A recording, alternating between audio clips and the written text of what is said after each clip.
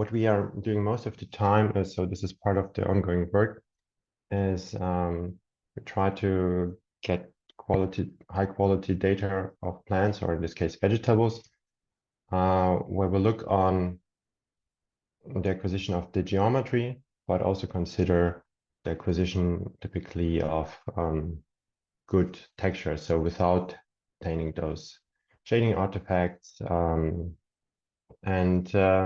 But when I looked at pills and the previous presentations, there've been already two quite nice presentations on 3D phenotyping and 3D reconstructions. So Lasse's talk covered in a large detail the reconstruction with laser scanners, while Sven focused on multi-view reconstructions. So I thought, okay, maybe going for another 3D reconstruction topic is might be not the ideal case. When looking further on pills, there's also a nice talk from Andrea on the C plant box. In this case, we have 3D plants that are constructed by synthetic data. And in this case, we have a more skeletal structure, and that this is then converted towards a realistic and also like a functional 3D plant in a virtual space. So sounds like everything is about 3D plants, right? But if you work with plants in 3D, you will quickly notice that the 3D plant is not necessarily, in one case, is not necessarily a 3D plant in the other case. And systems might have problems to communicate with each other. So focusing on the underlying data structures might be something that is missing within the Pulse presentation so far. And this has also a strong influence on the extraction of phenotyping traits. So extracting one phenotype traits in one data structure might be rather easy, but difficult in the other data structure. Sometimes it's better to convert one data structure into the other before extracting the phenotyping traits. So knowing what you want with regards to phenotyping traits and what data structure to use or to target might be quite crucial to the success of a project. And finally, you might see some really, really amazing plant visualization, and you would say, oh, wow, that's really cool. That's really awesome. But those visualization data structures differ quite largely from the 3D reconstruction data structures. So there's a lot of cheating involved. And this is not obvious if you're not from the domain side. So I wanted to focus on this kind of like underlying data structures just to raise the awareness and to facilitate navigation within this 3D plant topic. I think this is quite challenging, especially if you're coming new to the field. So what will be the scope of the presentation? So first of all, provide an overview of plant representation in 3D. What options do exist? What are the benefits of it? What should I consider? What traps might get into? And the main focus will be single plant representations. There are 3D representations more on like landscape size, field size. That's not the focus of the talk. It will be mainly on single plant representations. So how can we represent a plant in 3D? The most obvious choices are, okay, we go for point clouds. In this case, we save the positions in XYZ space and the color in RGBD space. I will show examples for each of those later on. So if you are not aware of the topic, just give me a little bit of time. Then we can use triangles or polygon meshes. In this case, we connect the points by triangle areas and have another representation of the plants. We can also go for volumetric structures where we use regular grids or probably more sparse representations as an octree And finally, we can also go for procedural models. In this case, it's more like instruction for the plant representations rather than a representation per se. And this is really, really useful if you are interested in populating fields with variations of plants or creating forests. In this case, we take strongly the advantage of their self-similarity in plants and the small variations it has to create a really nice visuals. So let's start with the point cloud. So this is an example here from the PhenoSpecs dataset that is freely available on Sketchup. You can go and have a look on yourself. It's really convenient. And it's also quite a realistic output that you might get with the point cloud. So this is the direct output of the sensor.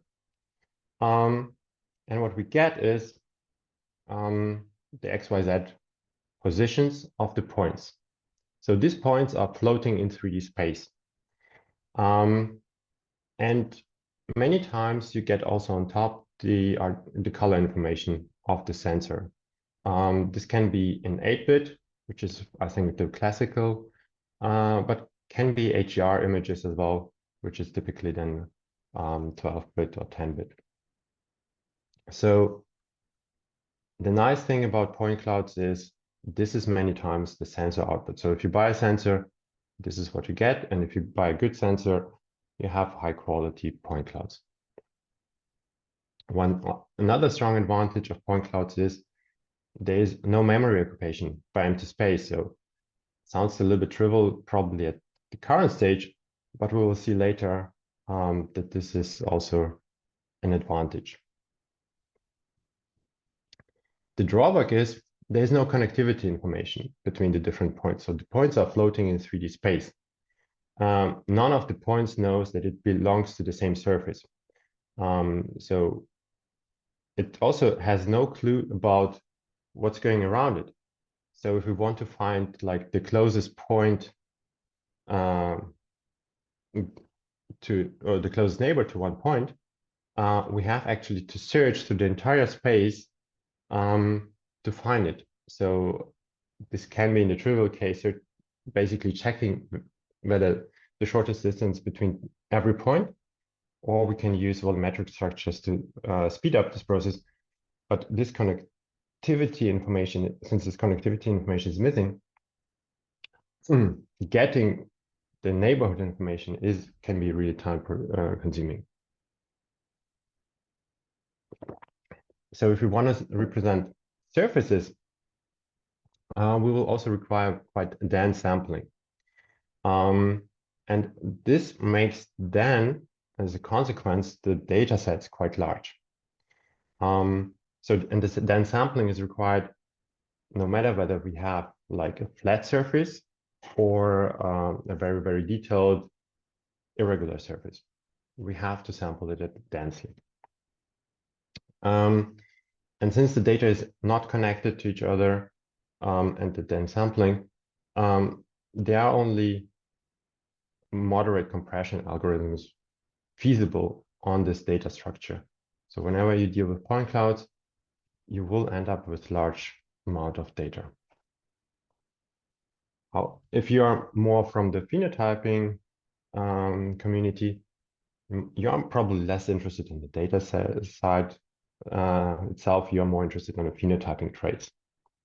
So with point clouds, you can get like proxies for leaf area.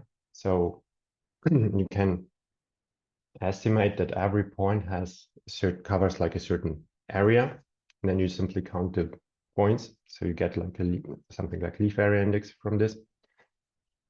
We can also, since we have the 3D structure, compute something like the convex hull.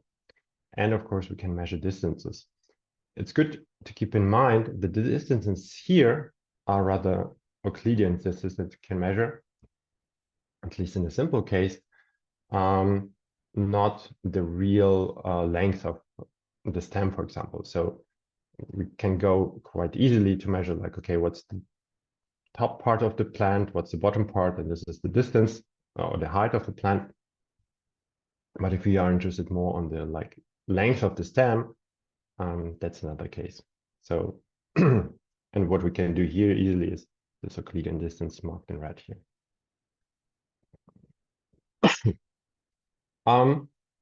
So apart from point clouds, volumetric representations are also quite common in the phenotyping community. So shape from silhouette is a very established method where we capture the plant from multiple views and then transform this information into volumetric representation and finally extract the shape of the plant. The same is also the case for more modern work, like neural representations. For example, in the work of Bermuda SDF, we have also a volumetric representation here in this case. So what does volumetric representation mean? So we typically have a grid, or in the simple case, we have a grid, regular space, and the data size depends on the grid resolution and the amount of data that we save for each voxel. The origin process RGBD images from multi-view. And sometimes this is also, the origin can be synthetic data. And this is the case, for example, when we compute or simulate radiance at plot in field scale. But this is, again, out of the scope here in this presentation. So what's the advantage of volumetric representations? We have some connectivity information. So obtaining the information, what's my neighbor, is quite simple. It's just a simple index. Increasing the index, going one step up, going one step down. We can also quite easily check whether we are inside an object or outside an object. And this has a downside. So your voxels save not only the object itself, they also save the empty space. So the resolution or the amount of data that you need, or the amount of memory, sorry, that you need depends on the grid resolution. Does not depend on whether it's covered or not. It's really, first of all, the grid resolution. And if you have very thin structures, but the object is big, you might suffer aliasing artifacts. So we have here on the right side, for example, one aliasing artifact, and it's just from this voxel structure itself, not very clear whether those two voxels are connected or not. And for volumetric structures, I think it's probably the data structure where you run the fastest into memory limitations, even on high-end devices. So your GPU might be out of memory, your RAM might be out of memory. So that's something to consider. So, but what phenotypics can I get out of it? So something like volumes, biomass approximations are rather easy. You just count the voxels that are filled with something, and then you have a proxy for the volume and biomass. Also extracting structures or a skeleton is many times done in volumetric structures. So in this case, we would thin or compute the medial axis of the filled volumes and then obtain the structure of the plant. So one is left, polygons and triangles. So here we have two examples on the left.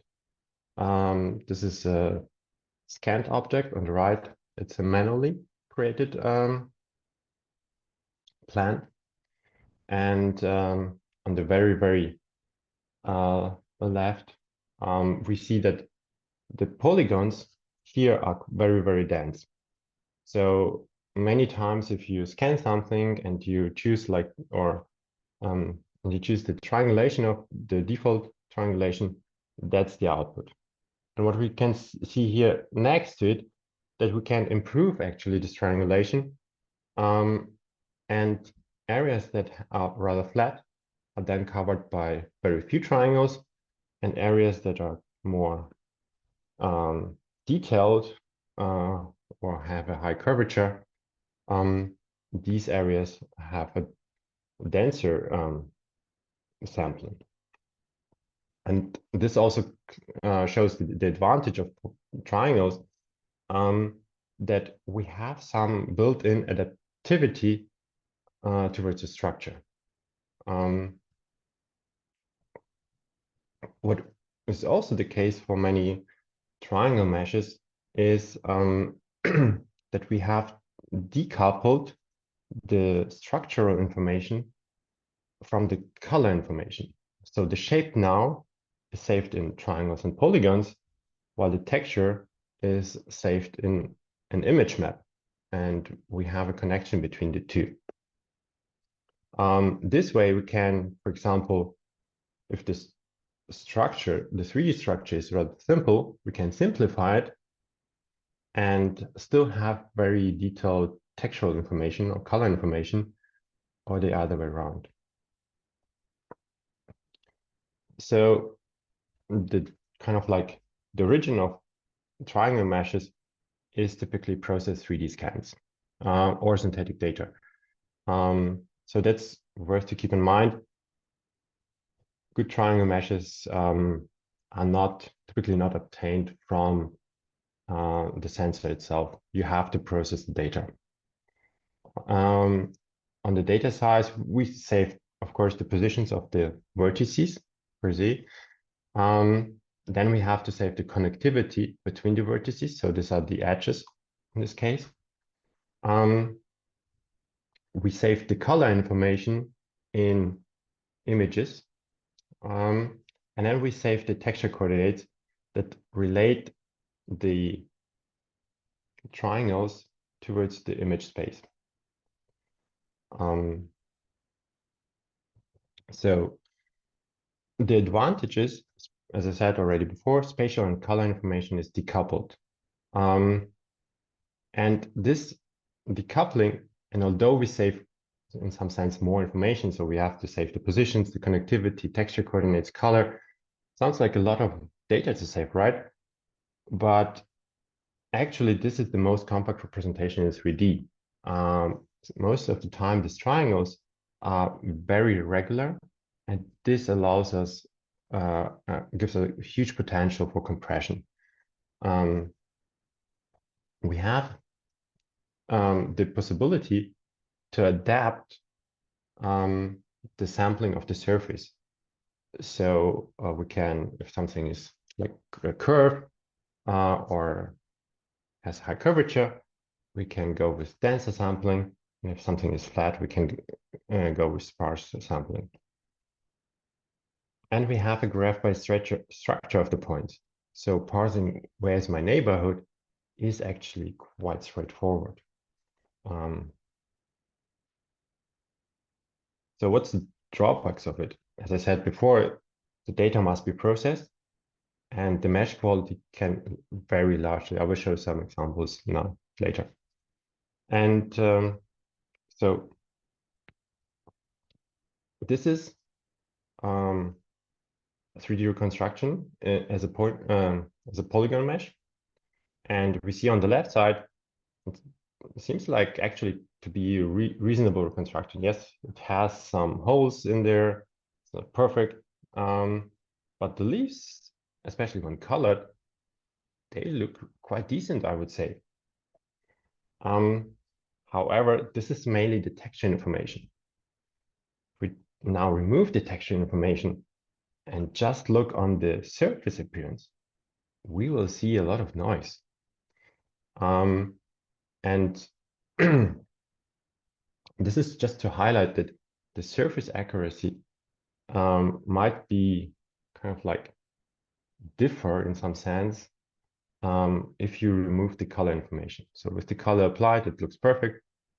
If you just flat shade it, you see a lot of artifacts in the data many times.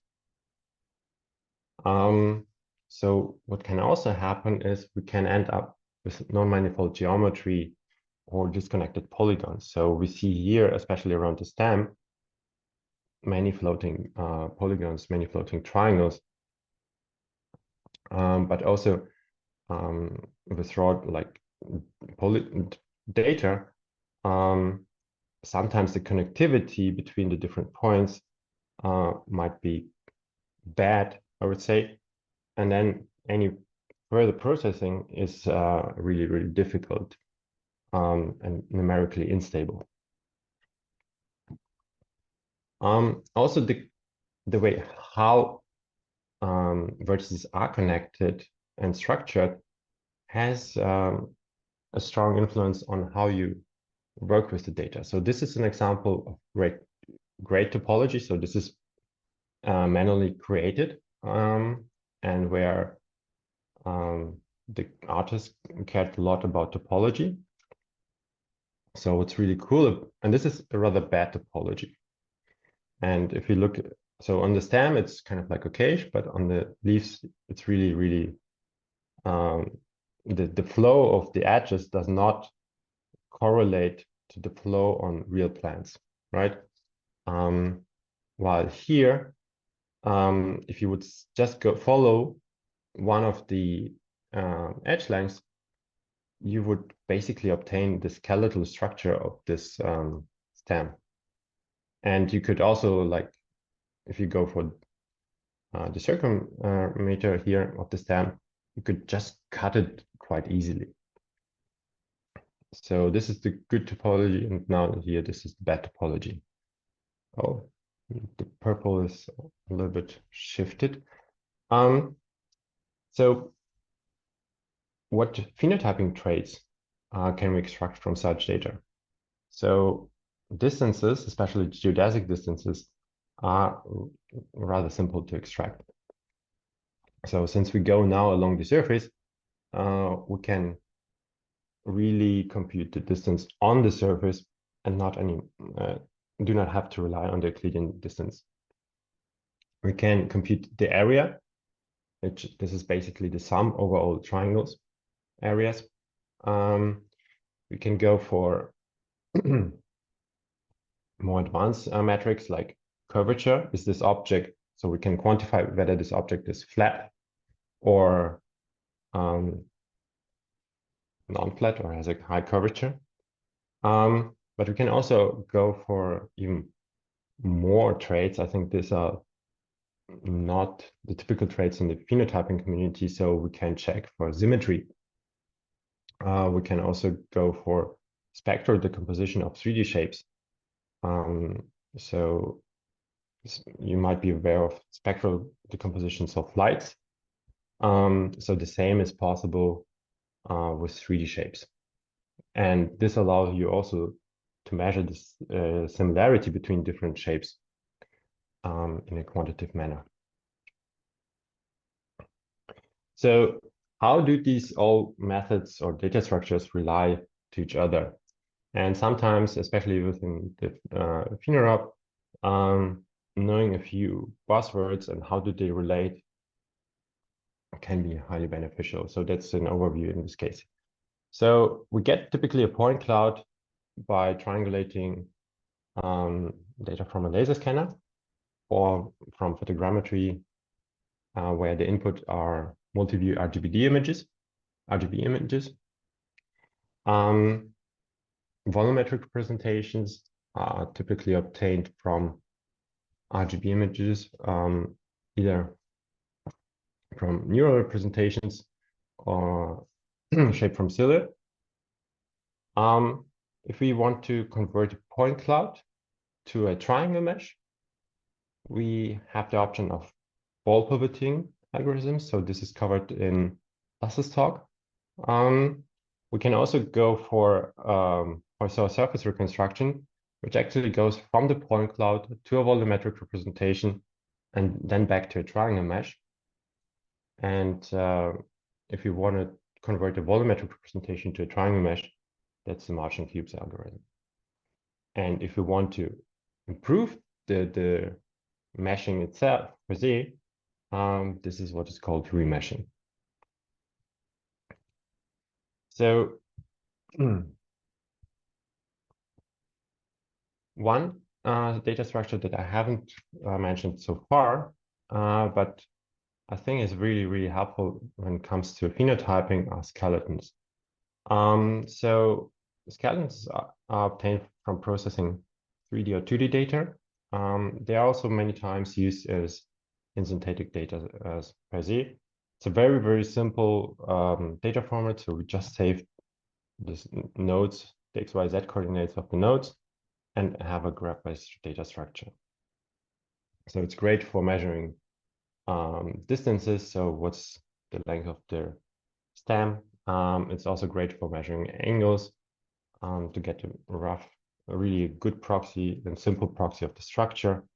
And you can segment the plant in like leaves, stems quite easily because you have the nodes here and you just define where the plant is cut. So especially if it comes to manual annotations that you have to do, relying on skeletal data structure will simplify your life a lot. So one thing, so this was more like, okay, you obtain, how do you get from 3D reconstructions to data structures? Now let's focus on the visualization. And there was very recently a very, very impressive demo of the Unreal Engine where they basically render an entire forest. And this is, that's the demo. This is the entire forest rendered in real time, and it's really, really impressive. And if you work with data structures, scanned data structures, you might wonder, how is this possible? And why is my computer taking so much time just to visualize one or two plants? So what's the trick basically? And the trick is here that it's based on the core observation, plants are highly regular, they're symmetric, and show a high level of cell similarity. And this is heavily exploited in this case. And first of all, the plants are in this demo very low resolution because we see a lot of plants. Each leaf is covering only 1 or 2 pixels. We can go for very low resolution representations, and and the components are reused with small variations. So on the right, we see the one screenshot from the scene, and on the left, we see the triangles here. I think especially on this kind of like sign, you can see that here we have different colors. And you see that this geometry is represented by very few triangles. And if you look on the leaves up, you see that the leaves actually also consist of very, very few triangles. So this is one key component on how to obtain such great visualizations. And this kind of like concept is exploited in the procedural modeling. Procedural modeling of plants in the graphics community has actually a very close resemblance to functional structural models. So it's typically a node-based structure where we have a few node parameters. Sorry, there's a typo in there. So this is the position, the size probably of the leaf, the length of the stem, etc. And then we have some growth parameters. So where is the light coming from? Do I have obstacles somewhere? Do I have good growth condition or bad ones, etc. And then we have this parameter space, and we start with one single point. And since we know, like, okay, there's some like kind of like growth, we kind of like place another node afterwards based on these parameters. Then we might branch at some point. And once the plant matures, we add at the endpoint of the graph leaves or flowers. And that's basically, this is the logic behind procedural modeling. So the number of parameters can be quite large, but the core principle is that we have a few very simple nodes that represent some structures of the plant, and those nodes are connected to each other. Here's one example from a growth model that is also used to kind of like do the inverse procedural modeling. So we have one target object, and it's actually this kind of like tree structure. The leaves are just like nice visual add-ons in some sense. It's the tree structure that is the target. And then the goal is to estimate this tree structure with a procedural grammar language, which ends up to estimating those growth parameters here. And you can see that this has a very, very high correlation to botanical concepts, so apical angular variance, for example. But we can also see here that we do not really represent the structure. So the strength of the procedural modeling is that it's really, really strong with regards to compression. It's also strong with regards to populate large landscapes. But the weakness here is that it's quite weak on the exact representation. So none of the trees actually represent this specific trees. They are only proxies. So to conclude, so what we covered was like different representations of plants, especially when we scan or reconstruct plants, which are point clouds, volumes, and triangles. We shortly covered that skeletal structures are somehow the connecting part between those representations from the scanning side towards the procedural models, and also briefly touched on the procedural models in the graphics and visualization domain, and the connections to the functional structural models, which I use, for example, in the C plant box. And with this, I would like to conclude, and thank you very much for your time.